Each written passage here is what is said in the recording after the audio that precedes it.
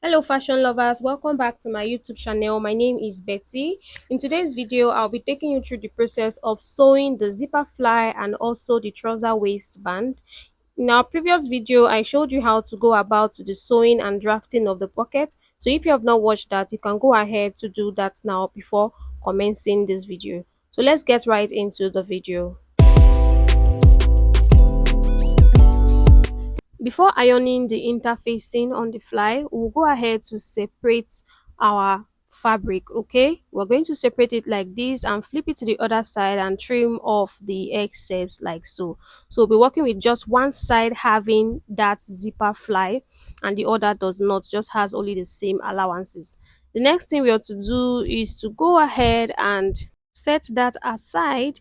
After setting that aside, we'll be working on the zipper shield. All right, so we'll place our fabric on fold and mark out 2 inches on this point. We'll do that like this. Connect that using your straight ruler, going with your scissors to trim on that line.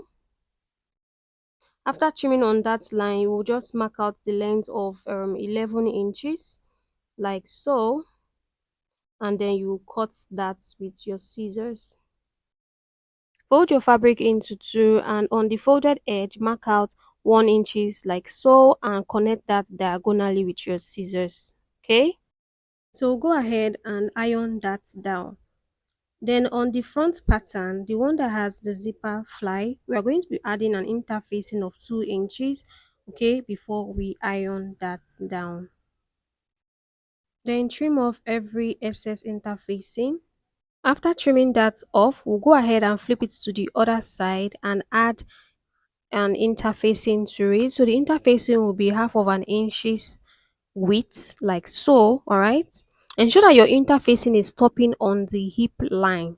So the length of your interfacing should stop on the hip line, while the width should be just half of an inches. All right, next we are going to fold in that seam inward. You see this seam, this half of an inch seam, we are going to fold it like this, facing the wrong side. After folding that in, we'll do the same thing for the other pattern. We are going to fold in our half inch seam together with the 2 inches. All right, so we are going to mark that down and use our iron to press that down so that it's inside. After ironing that down, we'll just go ahead and place front side facing each other like so. All right, and we'll be stitching on this point from here to where the interfacing stop. So we'll go over to our machine and stitch that down. So we have gone ahead to stitch that down. The next thing is to attach our zipper. Flip your fabric to the right side and locate the one that has a short interfacing on it. Okay, we'll be adding our zipper to that point. All right, so we'll just get in our zipper and place it underneath it for us to be able to stitch. Now if you're making use of a short zipper, you will just go ahead and place the stopper to stop on the crushed line like this. If you're making use of a short zipper, so the stopper will be showing like this, and then all the excess will be going upward. Then you go ahead to top stitch on it. I have gone ahead to sew my zipper down. Okay, I've gone ahead to sew my zipper down. So I'm going to show you how I did mine because I made use of a long zip. So what I did was, on the waistline, I marked out half of an inches down. After marking that half of an inches down, I placed my zipper stopper to stop on that half inches line before sewing it down. So all of the excess is inside. All right. Now that we have achieved that, we'll just take the other side of the zipper fly and place it on it to meet it like so. Okay, it should not be overlapping it, but it should be covering the zipper before you pin it down. So you just pin it down like you see me do. After pinning it down, you flip it to the other side like so and close in your zipper. Okay, then the next thing we have to do is to sew our zipper to the zipper fly. So we'll be sewing it like this. All right, just like this. You stitch that and come back. Now we have gone ahead to stitch that down. All right, we'll just trim off every excess thread. Then flip your fabric to the right side like so. Ensure that everything is laying flat and there is no bulging. Going with your measuring tape and mark out 1 1/4 inches. Ensure that you're stopping it where the zipper is stopping on your fabric, all right? So you just mark out where that point is and connect that like so, and then you curve that in the way you want. After curving that in, we'll just go in and stitch on this line and come back. We have gone ahead to sew that down. The next thing we have to do is to flip it this way, okay, to the wrong side, and place your zipper shield on it. So let's just trim off this excess a little bit. You can weave that, okay, before doing this. And we're going to be stitching on these parts, okay. So we'll place it on it like so, and we'll raise that up like this, and we'll be stitching here. So we have gone ahead to stitch that point, okay. Then the next thing is to secure this point to this point here. After securing that, we'll just cross check our zipper fly, and then we'll check that point that we stitch firmly, all right. Next, we are going to go in with our iron to iron our zipper fly so that it's going to lay very flat. Since it's a long zip, we'll just go ahead to stitch here on our machine and cut it off, all right. We have gone ahead to do that. Next, we need to work on the back pattern. We'll just go on our back pattern and sew in our darts. After sewing in our darts, we'll come over to this line here and stitch that firmly down the center back line. We have gone ahead to do that. So the next thing we have to do is to open press every seam and also iron the darts. So make sure that everything is laying flat. If you have a steam iron, please make use of it. All right, that will make your work very fast. Now that we are done with that, we're placing right side facing each other like so. We'll be stitching on the cross extension line down to the length of the trouser, and then we'll do the same thing for the side seam and come back. Now we are done with that, we'll just go ahead and open press our seams very flat. Now let's work on the band. The band, we're placing our fabric on fold and then we'll cut it out. We have gone ahead to cut it out, so we're going to cut another piece of this again. So it's on fold and we're going to cut it out. So now we have two pieces of this on fold. We'll just notch each of these points because we're needing it. Okay, next we're going to go in with our interfacing and we're going to be attaching it on the fabric.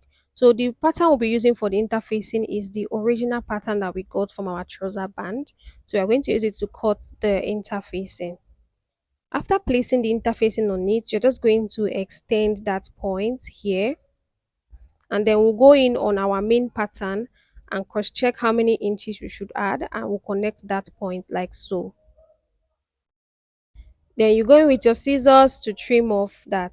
Now after trimming that off, we need to interface it on the fabric, all right, on our fabric band.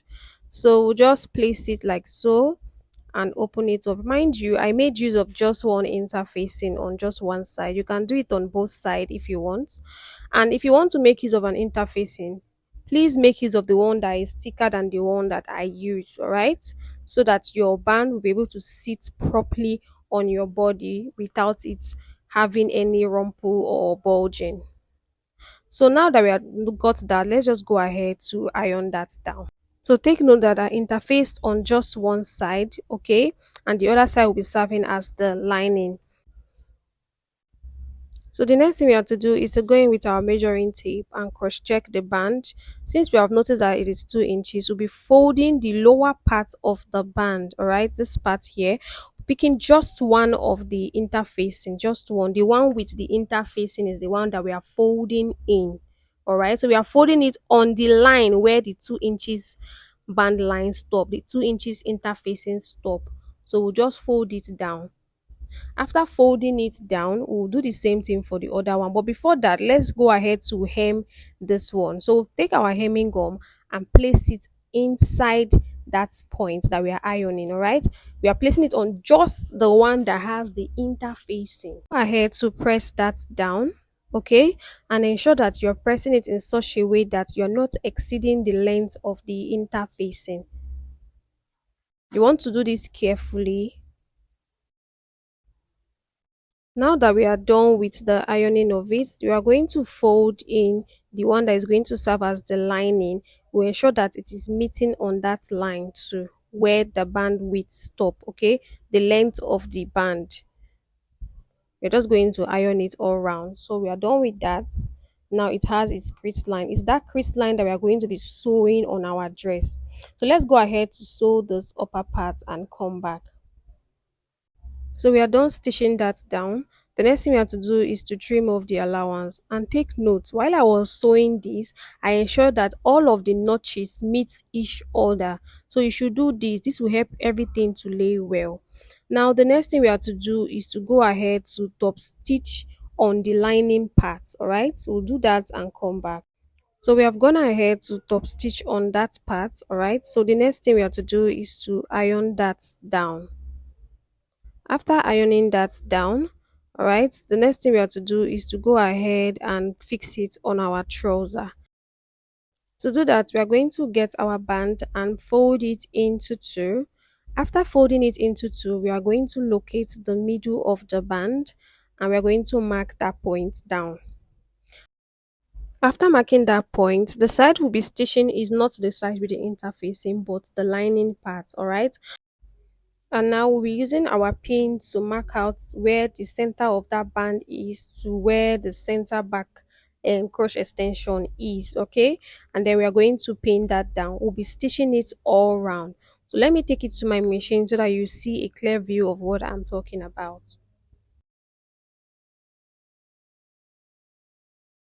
On the back cross extension seam, we will take in our band and place it on the back cross extension seam. Ensure that you are placing the middle of your band to the back cross extension. Then you go ahead to secure that using your pin.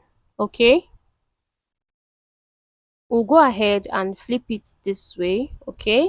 Now let me explain. We'll open up our band like this and place the one without interfacing on the crush line. Okay, ensure that you are placing it on the middle of the crush line. Then you open that up and ensure that you are marking the notch area to where the dart is. Then you'll be sewing on the crease line. All right,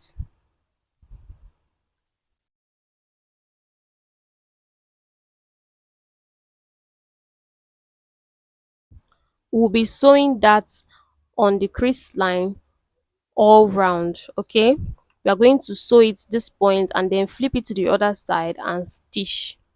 I hope you understand. We have gone ahead to stitch that all round. The next thing we have to do is to fold in our band like so, and we'll be stitching on this edge, okay, close to the flap. We'll do the same thing for the other side. Fold it like this and stitch on this edge. It should be close to the flap. Now that we have done that, we'll just go ahead and trim off the excess and also notch that edge. Okay, do the same thing for the other side. Trim off the excess and notch the edge.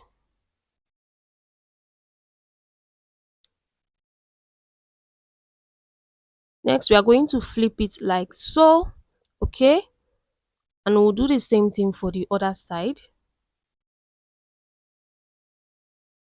Now we are going to flip it to the right side. All right,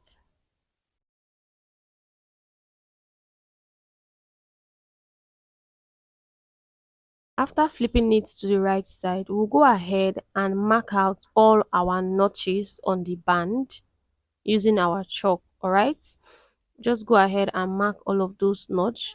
You mark where the size of the trouser are supposed to meet, the that notch. Just mark all of those notches because it's going to help you when you want to sew your band to the trouser. After we are done with that, we just go ahead to pin down our notches to the required places. You pin where the dart line is, where the side line is. You just pin it all round. Okay, I've gone ahead to do that. The next thing I'm going to do is to go into our machine and stitch that down. I've gone ahead to stitch that down. Okay, you can go ahead and press it at this moment, but let's go to the hemline and fold our hemline in. All right, you just basically fold in your hemline by the allowance in which you added when you were drafting the pattern. All right, once you have marked that point, you go in and fold it inward like this. Okay, you can actually turn the fabric inside out. There are different ways of hemming the bottom of your garment. Okay, so just do what works for you. You can go in to insert your hemming gum and iron this down. After ironing it down, go into your machine to also sew it down, or you hand tack it. All right,